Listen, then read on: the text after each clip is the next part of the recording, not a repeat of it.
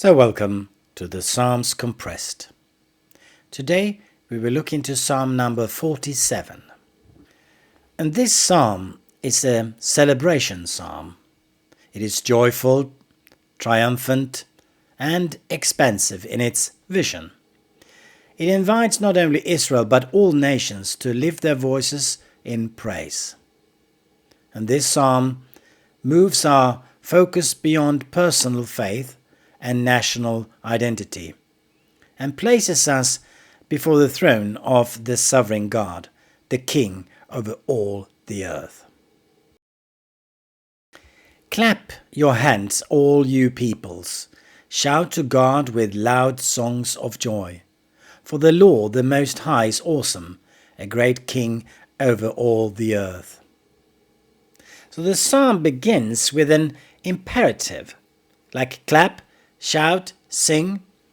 And worship here, it is not quiet or reserved, it is embodied, it's expressive, and it's also communal. And notice who is invited here: all peoples. So not just Israel. From the very first verse, God's reign is declared universal. I don't know about you, but I'm not good at this, to clap or shout or sing, even dance. I'm rather reserved and stiff, I have to admit, but I do love music. I do like to sing, perhaps not so much in public. But the reign here is in fact before it is a feeling. Human praise does not install God on the throne. It acknowledges the throne that already exists. This guards worship from becoming self-centered or emotion-driven.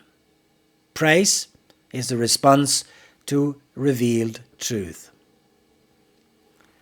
Psalm 47 reminds us that the Lord is not a tribal deity or a regional power. He is the Most High, exalted above all rulers, systems and cultures. Worship becomes the proper response to recognizing reality. God already reigns. And this invites us to examine how we approach God. Do we worship as those who are mildly appreciative, or as those who stand before the King of all the earth? He subdued peoples under us and nations under our feet. He chose our heritage for us, the pride of Jacob, whom he loves. These verses reflect Israel's historical experience of God's guidance and victory. Yet, the emphasis is not on Israel's strength or virtue, it is on God's action. He subdued, he chose, and he loves. And this is a crucial devotional lesson. God's people often forget that their story is not self-authored. Psalm 47 reminds us that God is the initiator and sustainer of redemption. Whatever security Israel enjoyed came not from military might, but from divine faithfulness. For modern readers, this invites reflection on where we place our trust.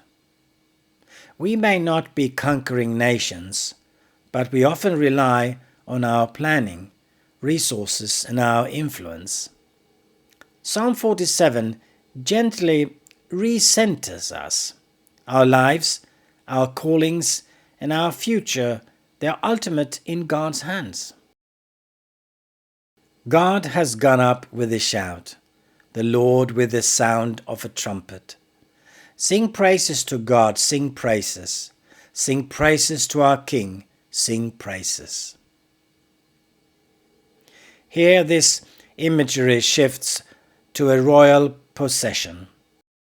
God is portrayed as ascending his throne amid celebration, shouts and trumpet blasts. And this language evokes coronation, God publicly acknowledged as king. And many Christian readers see in this an echo of Christ's ascension. After his resurrection, Jesus ascends in glory, seated at the right hand of the Father, ruling over heaven and earth.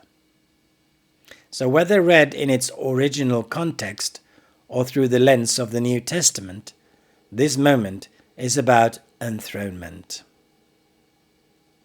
The reception of sing praises underscores that worship is the natural response to God's kingship. Praise is not filler, it is proclamation. When we praise, we are declaring who God is and what is true about the world.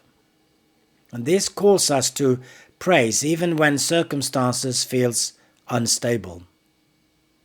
God's throne is not threatened by chaos, injustice, or uncertainty. Praise becomes an act of trust, affirming that God still reigns. For God is the King of all the earth. Sing praises with a psalm.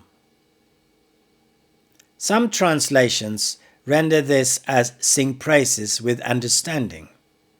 And this verse reminds us that worship is not just emotional, it is thoughtful. True praise flows from knowing who God is. Psalm 47 does not ask us to generate joy out of nothing. It roots worship in truth.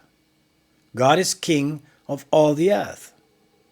So when our praise is informed by theology, it becomes deeper and more resilient. We can worship not just when we feel uplifted, but when we are grounded in what we know to be true. And this verse invites us to cultivate a faith that engages the mind as well as the heart. Studying Scripture, reflecting on God's character and remembering His works, all fuel meaningful worship. God is King over the nations.